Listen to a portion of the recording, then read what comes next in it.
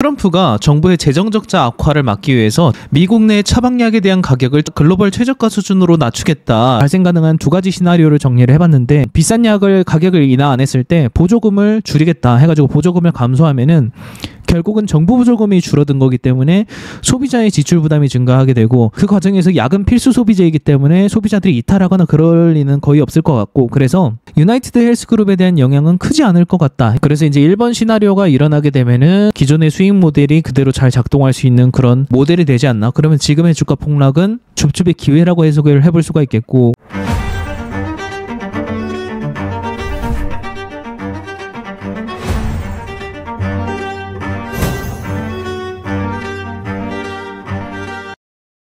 트럼프가 정부의 재정적자 악화를 막기 위해서 미국 내 처방약에 대한 가격을 글로벌 최저가 수준으로 낮추겠다라는 이야기를 하면서 대표 관련주인 유나이티드 헬스그룹의 주가가 50% 가까이 폭락하는 사건이 일어났습니다. 우리에게 줍줍의 기회가 될 수 있을지 내용을 자세히 살펴보도록 하겠습니다. 우선 유나이티드 헬스그룹 같은 경우에는 매출액과 이익이 꾸준히 우상향을 하고 있는 기업입니다. 특히 이제 매출의 성장률만 보더라도 안정적으로 연평균 한 10% 정도의 성장을 하고 있다라고 볼 수가 있고, 비용을 다 쓰고 남기는 이익도 계속 꾸준히 증가를 하고 있는 모습이 상당히 긍정적이었거든요. 근데 2024년도에 이 회사의 이익이 갑자기 30% 가까이가 날아가는 모습이 보여졌어요. 실적이 24년도에 갑자기 크게 꺾인 걸로 봐서 이 기업의 앞으로 성장이 꺾였나? 라고 이제 우려가 들어서 한번 살펴보니까 2024년도에 매출도 오르고, 중요한 거는 남기는 이익이잖아요. 근데 이 회사의 영업이익이 2022년도에서 2023년도로 갈 때는 10% 이상 증가를 했는데 2024년도로 넘어갈 때는 거의 성장을 하지 않고 전년도와 동일한 수준의 영업이익을 기록을 했다. 남기는 이익은 비슷하게 기록을 했는데 중간에 또 새로운 비용이 2024년도에 늘어나면서 갑자기 회사가 남기는 회전 순이익이 거의 30% 가까이 하락하는 모습이 이렇게 보여졌거든요. 그렇다라는 거는 영업적으로 남기는 이익은 비슷했는데 추가적인 어떠한 비용이 발생을 하면서 회사가 최종적으로 남기는 이익이 30% 가까이 감소했다라는 것을 의미하기 때문에, 이거는 2024년도 이 해에 갑자기 일시적으로 발생한 어떤 비용의 영향이구나. 83억 달러의 손실이 여기서 나왔어요. 우리나라 돈으로 10조 원 정도? 해당 항목을 살펴보니까 2024년도 2월 달에 이 회사가 브라질에 있는 자회사인 아밀이라는 회사를 매각을 하면서 이때 71억 달러의 손실이 발생했다라고 하더라고요. 그리고 2024년도 2분기 4월부터 6월 사이에 남미의 나머지 사업부를 다 매각을 했는데 여기에서도 12억 달러의 손실이 발생을 했다고 해요. 근데 그 중에서 8억 거의 대부분이 이제 누적 환율 변동에 대한 손실이다. 그러니까 환율에 대한 손실로 인해서 또 많은 손실이 이렇게 재무상으로 잡혀 있는. 근데 왜 환율 변동으로 인한 손실이 컸냐라고 하면은, 사실 브라질 헤알을 보면은 2011년도만 보더라도 달러당 1.59 헤알이었는데 이게 최근 기준으로 보면은 5.67 헤알로 브라질 헤알의 가치 가 거의 4분의 1 토막, 브라질 헤알이 그만큼 똥값이 됐고 달러가 거의 한 3배 이상 세졌다라는 뜻인 거죠. 그러니까 달러 기준으로 실적을 기록하는 미국 기업인 유나이티드 헬스그룹은 자연스럽게 달러 기준으로 환율에 엄청난 손실을 볼 수밖에 없는 그런 구조를 가져가는 거죠. 그래서 그런 영향이 컸다. 일단 남미 사업부는 수익도 좋지 않았고 환율적인 부분도 네거티브하기 때문에 이 사업부 전체를 처분하고 매각하고 이제 손실을 처리하는 거는 오히려 장기적으로는 잘한 선택이다. 2024년도 이익이 크게 꺾인 주 원인이 이건데, 이거는 일회성 비용이기 때문에 장기적으로는 사실 영향이 없다. 자, 그러면 앞으로 이 기업이 장기적으로 앞으로도 계속 과거처럼 꾸준한 성장을 이어갈 수 있는 것인가? 그거를 이제 봐야 될 거잖아요. 왜냐면 그렇게만 된다면 사실 지금의 50% 할인은 엄청난 줍줍의 기회라고 볼 수도 있기 때문에.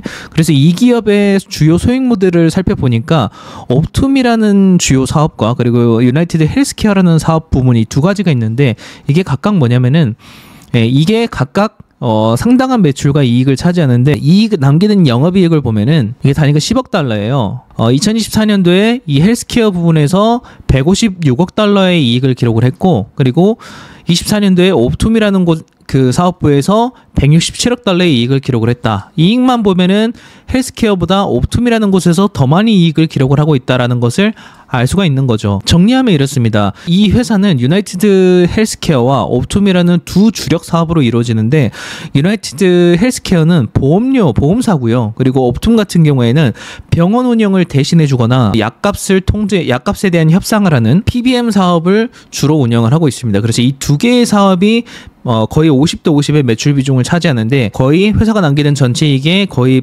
반반씩 차지하고 있는데, 옵툼 사이드가 좀 더 이익이 더 크죠.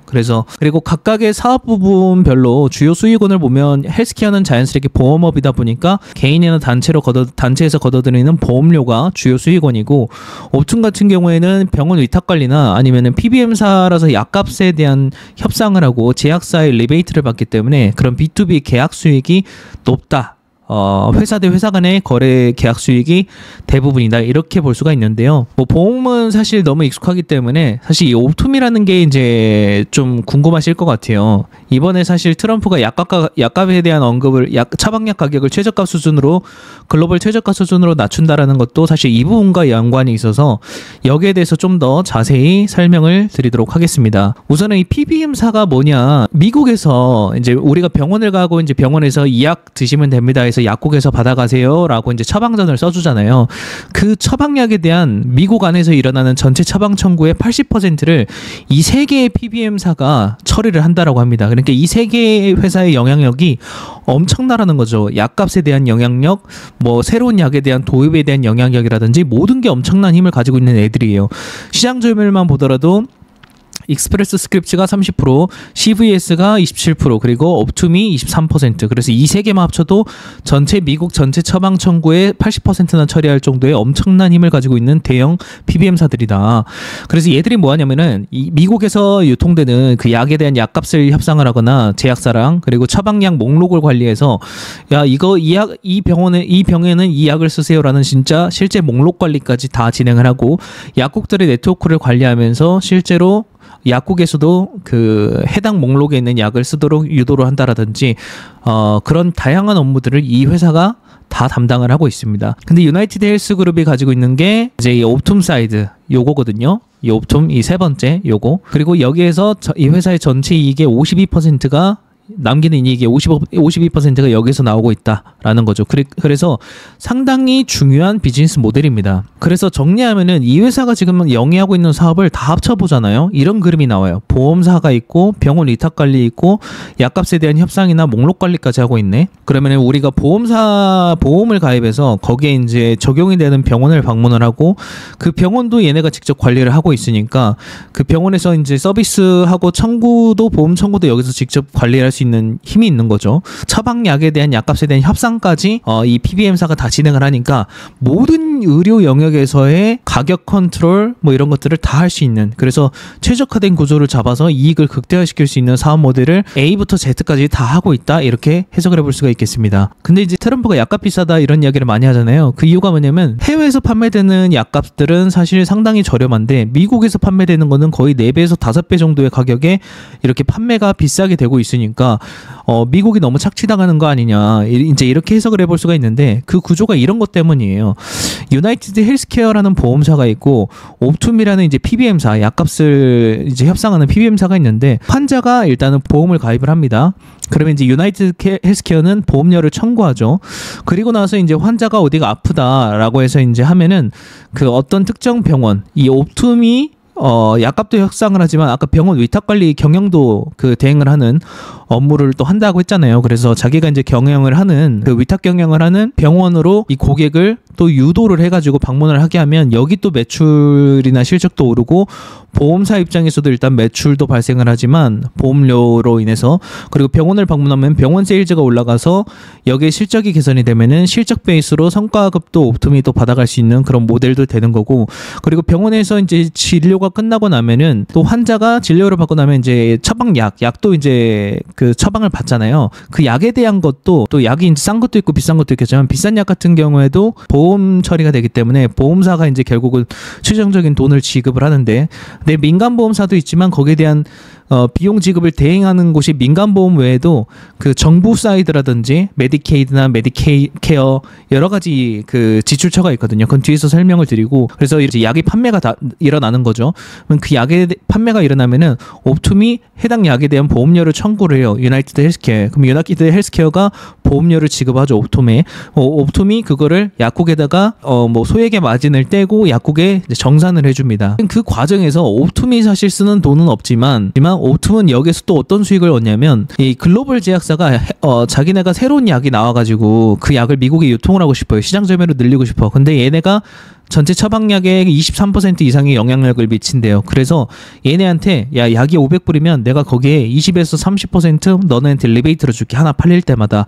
이런 딜을 치면은 약값을 더 높게 올리면 올릴수록 옵톰의 이익률이 더 커질 수 있는 거거든요. 근데 그 약이 대체 불가능한 약이다? 그러면 정말 비싸게 팔 수 있는 거죠. 그래서 리베이트가 엄청나게 늘어나는, 그래서 그런 구조로 이 옵툼의 이익도 리베이트 이익도 크게 늘어나고, 예, 이제 그런 구조가 되는 거죠. 그래서 이제 정리하면은 이 유나이티드 헬스케어라는 보험사와 그리고 약에 대한 가격 컨트롤 그리고 병원에 대한 경영까지 하는 이 옵툼의 사업 모델을 합치면 사실 미국 전체 의료 시장의 가격을 컨트롤할 수 있는 그 시스템을 다 장악하게 된다.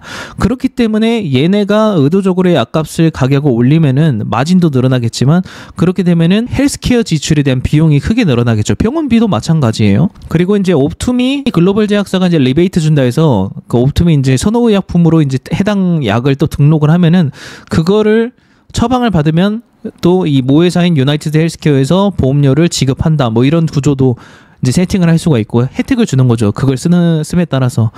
예, 그런 유도를 하면서 이제 모든 것을 다 컨트롤할 수 있는 그런 힘이 생기는 거죠. 예, 그래서 저는 미국의 약값이 비싸는 게 중간 PBM사가 리베이트를 받고 하다 보니까 이 사이에서 가격이 크게 올라가는 부분이 있는 것 같다. 약값이 저렴한 국가들은 이 부분을 정부가 직접 협상을 하지만 미국은 여기서 이게 이제 민간 기업에서 이렇게 협상을 하다 보니까 가격이 이렇게 크게 올라가는 영향이 있었던 것 같다. 그래서 다른 나라들과 비교하면 약의 가격이 엄청나게 비싸다는 걸 알 수가 있죠. 그만큼 요 차이만큼 사실 그들의 마진이 될 수가 있는 거고. 근데 중요한 거는 아까 이제 그 약이 500불이라면은 민간보험에서 다 내는 거 아니냐, 그럼 유나이티드 헬스케어가 손해보는 거 아니냐라고 할 수 있는데, 그 전체 금액에서 민간보험이 부담하는 비중은 한 20%가 좀 넘고요. 나머지가 본인 부담금이나 아니면은 정부에서 나가는 부담금이 거의 대부분이에요. 절반 정도 되거든요. 그러니까 손해는 정부만은 엄청나게 본다. 그러니까 정부의 재정만 악화되는 구조가 일어나는 거죠. 그리고 특히 여기 아더페이어스 프로그램만 보더라도 이게 또 다른 하나의 지출 수단인데, 이거는 산재보상이나 재난군인 보고 시스템, 현역군인 의료비 지출 등이기 때문에 이것도 어차피 정부의 지출 부담이거든요. 그러면 이거랑 이거를 합치면은 결국 정부에서 나가는 돈이 거의 대부분이다. 이제 이렇게 볼 수가 있는 거죠. 그러니까 유나이티드 헬스 그룹 같은 경우에는 정부의 이런 지출 부담을 활용해서 돈을 많이 벌고 있다라는 구조라고 해석을 해볼 수가 있겠죠. 근데 중요한 거는 미국에서 이제 헬스케어 부분에서 지출하는 소비 금액이 지출 금액이 연도별로 1인당 예전에 2015년도만 하더라도 9,000불에 불과했는데 이게 지금 1인당 12,500불까지 올라온 상태이기 때문에 점점 미국 정부의 재정 지출 부담이 커질 수밖에 없는 그런 상황이다. 특히 2000년도 초반에는 조지 부시 대통령이 처방약에 대한 보험 혜택까지 늘려주면서 메디케어 정부 보조금 지출에 대해서, 그래서 이것까지 이제 메디케어 보조금으로 나가다 보니까 정부에서 병원 진료비라든지 뭐 물리치료 뭐 기타 모든 서비스에 대한 비용까지 다 정부가 지원을 해주는데, 처방약에 대한 지출 금액까지 정부의 예산에서 처리를 해야 되니까 정부의 재정 적자가 메디케어 사이드에서 엄청나게 커지게 됩니다. 이 메디케어로 걷어들이는 세수가 3,600억 달러 정도 됐다면 2024년도에 여기에서 나가는 거는 거의 1조 4천억 달러 정도 되거든요. 그러니까 나가는 게 세수보다 거의 4배 이상 큰 정도의 규모가 되기 때문에 계속 시간이 가면 갈수록 적자가 발생이 더 커지는 거고, 그리고 앞으로 시간이 가면 갈수록 고령화가 가속화되기 때문에 점점 이 헬스케어 사이드에서의 정부 재정 적자가 압도적으로 커질 것이다. 그래서 지금 트럼프가 정부의 메디케어 보조금에 대한 지출을 이렇게 줄이기 줄이기 위해서 지금 처방약에 대한 가격을 글로벌 최저가 수준으로 낮추도록 정책을 추진하겠다 이러면서 유나이티드 헬스그룹이 주가가 50% 가까이 폭락을 했는데, 근데 이것도 이제 아다르고 어다른 게 정부가 지출 부담, 보조금 지출 부담을 줄이면 자연스럽게 민간보험이나 이런 데서 나가는 돈의 그 한도가 있을 거란 말이에요. 그러면 자연스럽게 개인 소비자들, 그냥 일반인들의 본인 부담금이 오히려 늘어날 수밖에 없는 구조다. 자연스럽게. 그러면 자연스럽게 다른 쪽에 쓸 수 있는 지출 여력이 줄어들 수밖에 없는 상황이에요. 그 트럼프가 이번에 약값을 최저값으로 낮춘다라는 거는 그 최저값에 맞지 않는 약은 보조금 지급 안 하겠다라는 뜻인 거고, 그렇다라는 거는 정부의 지출 부담은 줄여들겠지만 어쨌든 약은 필수 소비이기 때문에 골라가지고 약을 먹을 수는 없거든요. 옷이야 뭐 이거 비싸면 다른 옷 사면 되지만 약은 그럴 수가 없기 때문에 개인 지출 부담이 오히려 늘어날 수 있는, 그래서 다른 소비가 줄어드는 영향으로 가지 않을까. 그리고 이제 미국은 고령화로 점점 이렇게 빠져들고 있는데 이게 중위 연령이거든요, 미국에. 근데 고령화로 가면 갈수록 나이가 이제 고령화로 갈수록 소득이나 지출 자체는 다 이렇게 줄어들긴 하는데 유일하게 증가하는 게 나이가 들면 들수록 증가하는 게 헬스케어에 대한 지출이에요.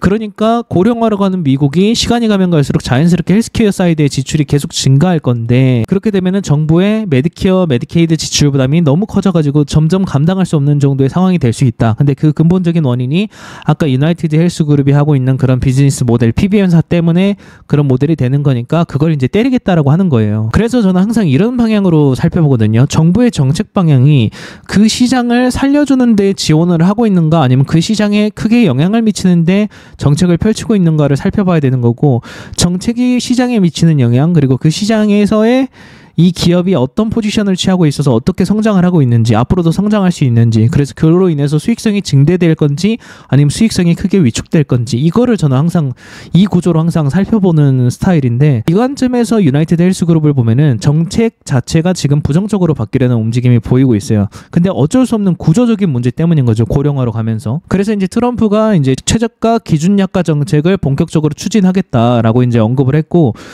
전 세계의 다른 나라와 비교해서 우리나라는 너무 불공정하게 갈취당하고 있다는 이야기를 할 정도로 비싸게 약을 사고 있기 때문에 이게 결국은 정부의 재정 부담으로 이어진다. 그래서 이제 트럼프가 4월 15일에 백악관에서 이런 발표를 했었잖아요. 메디케어 약품 가격 협상 프로그램을 개선하겠다. 그리고 이걸 통해서 정부가 지불하는 금액을 거의 35% 가까이 줄일 수 있을 것이다. 뭐 이런 이야기를 했기 때문에 그만큼 약값에 대한 최저가를 유도할 거고, 최저가에 달하지 않는 거는 정부가 처방약에 대한 메디케어 보조금을 주지 않겠다. 뭐 이런 식의 정책을 펼칠 것 같아요. 그래서 이제 정부가 약값을 글로벌 최저가 수준으로 맞춰라. 이제 이런 식으로 이제 유도하겠다라는 거잖아요. 그렇게 해가지고 최저가 수준이 되면은 거기에 맞추면은 최저가 수준으로 맞추면 우리가 보조금 지급하겠다. 또는 약값을 기준 수준으로 유지하면은 우리가 여기에 대해서 보조금을 지급하는 게 아니라 다른 나라 기준으로 봤을 때 최저가 기준에서 보조금을 지급하겠다. 보조금 지급 기준을 바꿔버릴 수도 있는 거죠. 그래서 그 두 가지 중에 하나의 시나리오가 나올 것 같은데, 그렇게 되면 아까 말씀드린 것처럼 정부의 메디케어 보조금은 당장 줄어들겠지만 결국은 이게 소비자들의 본인 부담금 지출을 늘릴 수밖에 없는 구조이기 때문에, 왜냐하면 민간보험은 한도 금액이라는 게 있을 거고 하다 보니까 그 외엔 나머지는 다 정부 다른 사이드에서 나오는 비용이거든요. 그러니까 결국은 정부가 비용을 줄이면 본인 부담감이 늘어날 수밖에 없는 구조이기 때문에 소비자의 의료 지출이 증가하면은 결국 소비 여력이 감소하겠죠. 왜냐면 결국 보조금이 줄어드는 거니까. 그래서 저는 생각이 드는 거예요. 이게 어쨌든 필수 소비재이기 때문에 약이다 보니까 뭐 골라서 먹을 수 있는 게 아니거든요.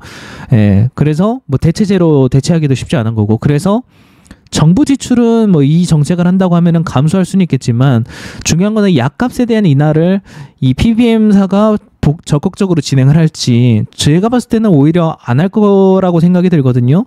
그러면 결국은 그 부담이 소비자에게 전가가 되겠죠. 정부가 보조금을 줄인 만큼. 그래서 이제 그 관점에서 발생 가능한 두 가지 시나리오를 정리를 해봤는데, 시나리오 첫 번째는 정부가 약값에 대한 비싼 약을 가격을 인하 안 했을 때 보조금을 줄이겠다 해가지고 보조금을 감소하면은 결국은 정부 보조금이 줄어든 거기 때문에 소비자의 지출 부담이 증가하게 되고, 근데 그 과정에서 약은 필수 소비재이기 때문에 소비자들이 이탈하거나 그럴 리는 거의 없을 것 같고, 그래서 유나이티드 헬스그룹에 대한 영향은 크지 않을 것 같다 이런 생각이 들었고, 그렇게 되면은 약은 필수 지출이기 때문에 약 외에 자동차나 의류 다른 것들에 대한 지출이 오히려 감소해서 다른 산업에 악영향을 미치지 않을까 이제 이런 생각이 들었고요. 그리고 이제 시나리오 두 번째는 이제 트럼프가 시나리오 1번이 일어날 것 같은 우려 때문에 트럼프가 야 너네 이렇게 잔머리 쓴다 이거지, 그러면 우리가 약값을 강제화할게, 최저가로 맞춰, 아니면 너네 영업 정지, 유통 정지, 신약에 대한 허가 정지 시켜버릴 거야, 뭐 이런 식으로 특허에 대한 기간을 뭐 없애버릴 수도 있는 거죠. 그래서 바이오시밀러가 들어오게 한다라든지 뭐 그럴 수는 있겠지만, 극단적으로 이야기해서, 물론 법적으로 쉽진 않겠지만 극단적으로 이야기해서 그렇게 할 수 있겠지만, 그렇게 해서 이제 약에 대한 수입이 단기적으로 중단이 되고 하다 보면은 미국 의료 사이드에서 이제 약에 대한 수급난이 발생할 수가 있고, 이때 이렇게 되면은 이제 미국 전체에 그냥 충격이 엄청 클 것 같고, 그리고 지지율도 상당히 많이 떨어져서 2026년도 11월 중간 선거에 상당히 악영향을 미칠 수 있을 것 같다.